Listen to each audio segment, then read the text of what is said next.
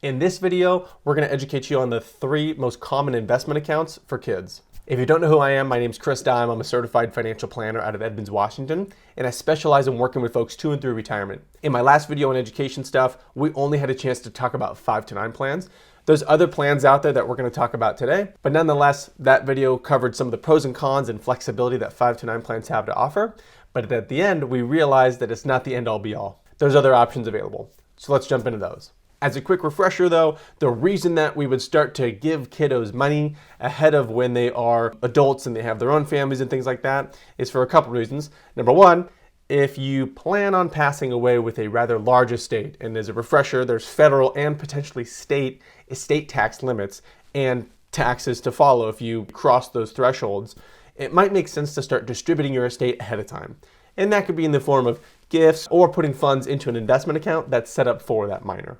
Outside of distributing your estate ahead of time, there's also some benefits of educating kids on how investment accounts work and helping them understand what a good investment portfolio looks like or a bad one, or how to control emotions when the markets are gyrating, which they inevitably do all the time.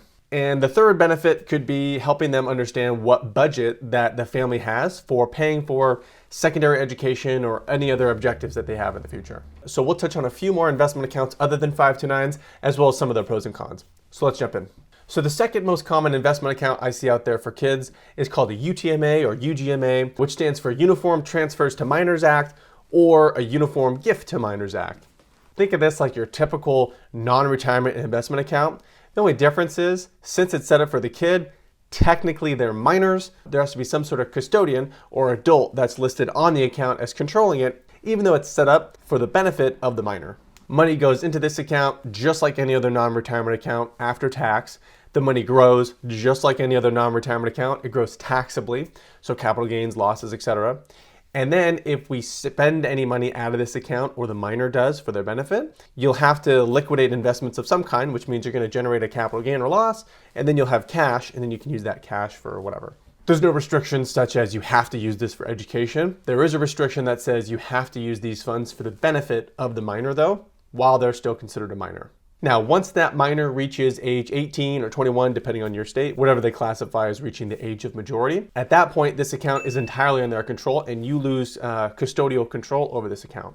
So there's pros and cons to that. There's pros in sort of baptizing them into the waters of financial stability if there is money procured in this account from day one. But there's cons by way of if, let's say, they're not financially educated enough to use these funds for their benefit, they might not use it for the intended purpose of setting themselves up for success.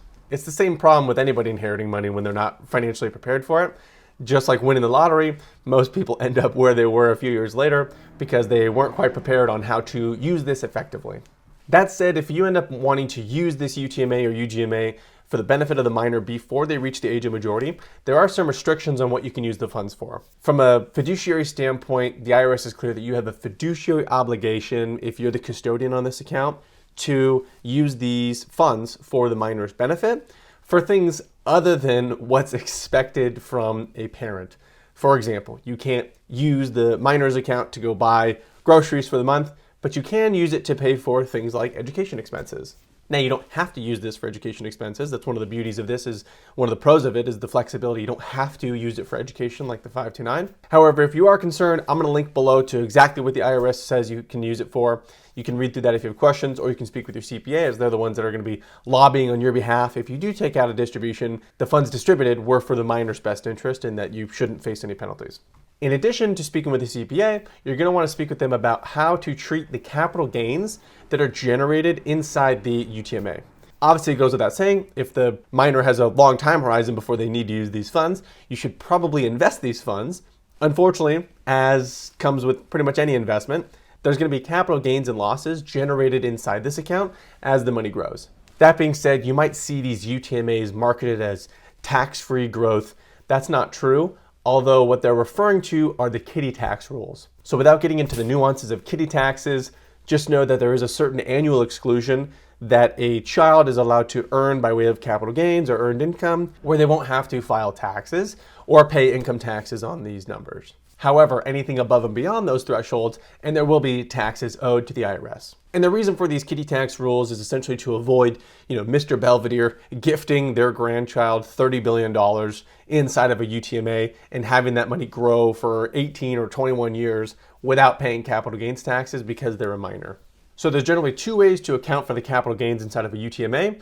The minor can either file their own tax return, obviously with the help of an adult, or they can roll up the capital gains and losses in the UTMA onto their parents' return. That's the most common because generally a minor preparing a tax return is going to come with CPA fees, other expenses for software, and of course tracking with the IRS, and it's very complicated. And it might be more complicated than the family wants to deal with. So most of the time I see people will just roll up a UTMA's capital gains or 1099 for the year into the parent's tax return. If that's the case, the kiddie tax rules say that the child can earn up to $1,150 for 2023 and not pay any sort of taxes on that. So as long as capital gains inside the UTMA is below $1,150, then no taxes are going to be owed on the UTMA. Anything above and beyond that, though, is going to be taxed at the parent's rate.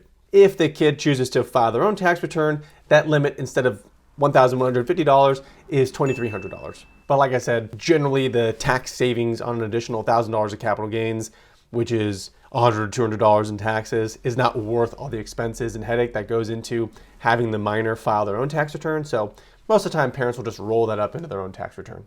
And let's say you start a UTMA, and then a few years from now you go, I'm so sick of paying these capital gains taxes or whatever. You are permitted to move UTMA funds into a 529. So go back to my previous video if you have questions on how a 529 works. Okay, so that was UTMAs. The third type of account I see out there, not super common, but it is still an option, are Custodian IRAs or Grantor IRAs. These are essentially IRAs that function very similar to UTMAs by way of like ownership, whereby the beneficiary is technically the owner of the account. They just need to have some parental figure or adult sign the dotted line as custodian of this IRA until they are old enough to have control over that. Custodial IRAs functions just like all the traditional or Roth IRAs we're familiar with as adults, which you can have a custodial pre-tax IRA, you can have a custodial Roth IRA. These IRAs you can use to pay for education expenses, so there's some flexibility there. Just like adult IRAs can be used for education expenses.